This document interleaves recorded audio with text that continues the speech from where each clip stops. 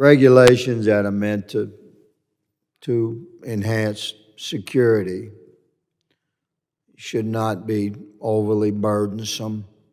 And we're going to get to the gentlelady's point, because I think that's an important conversation. But regarding rail, the operation of our rail systems is absolutely critical to the performance of our nation. The historical significance of rail systems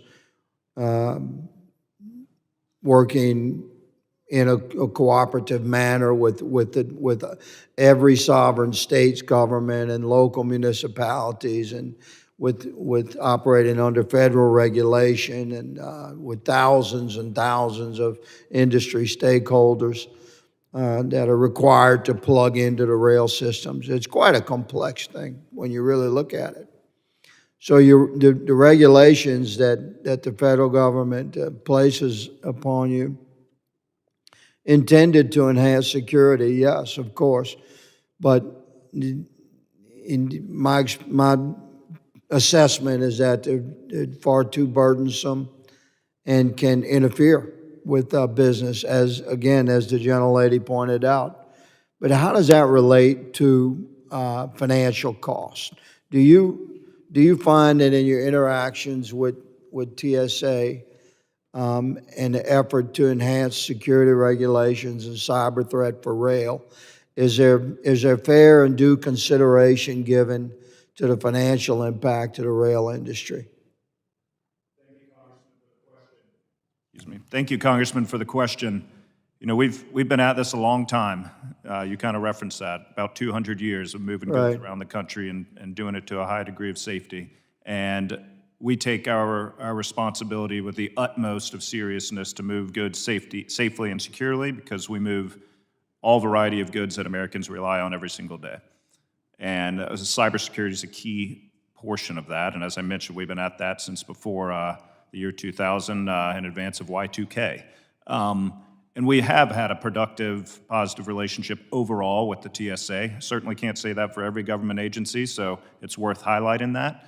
But to your point, we've got to think about the cost benefit equation.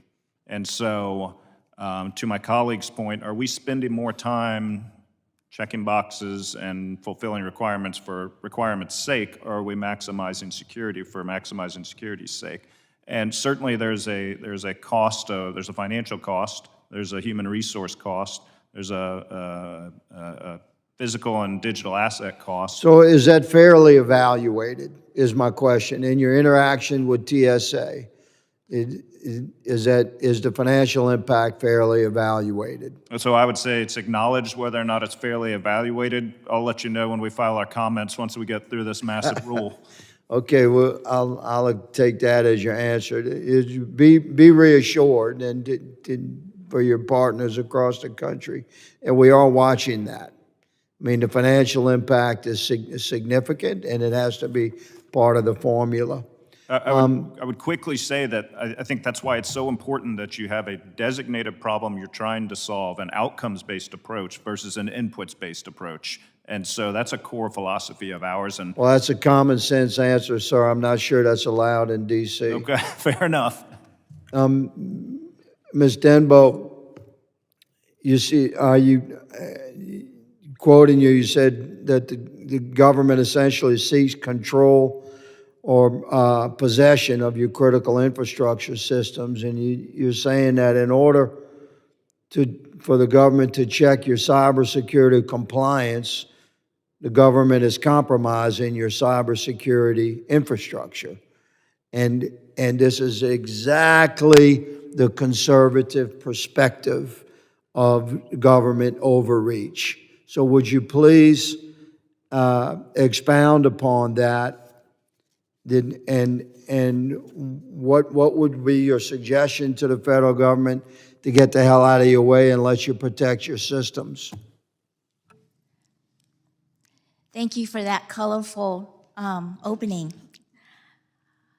AGA, the American Gas Association, we support reasonable cybersecurity regulations.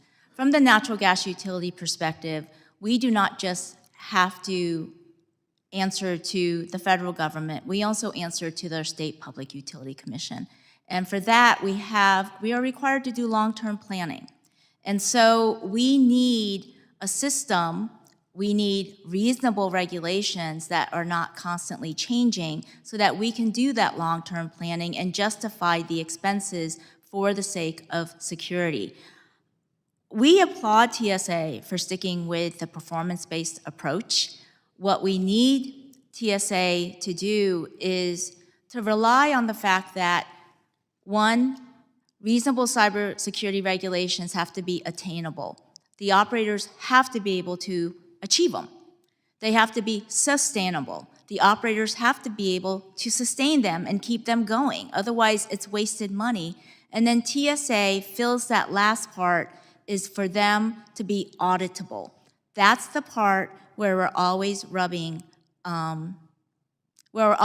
heads. And that is because there are ways where TSA can audit and verify without having to take possession of our critical infrastructure information. Because when you say taking possession, you mean that they're documenting your security mechanisms you have in place, and therefore they're exposing your security mechanisms themselves to breach by the cyber threat operators and bad actors across the world. Is that essentially what you're saying? In a nutshell, basically, it is rather than showing what they would like is to get a copy. And we have no problems showing TSA that information. Where the challenge is when that information physically or electronically leaves our environment. I understand. Oh, you have my commitment to address that. That's precisely the kind of thing we intend to push back against. Mr. Chairman, my time is well expired. Thank you for this hearing.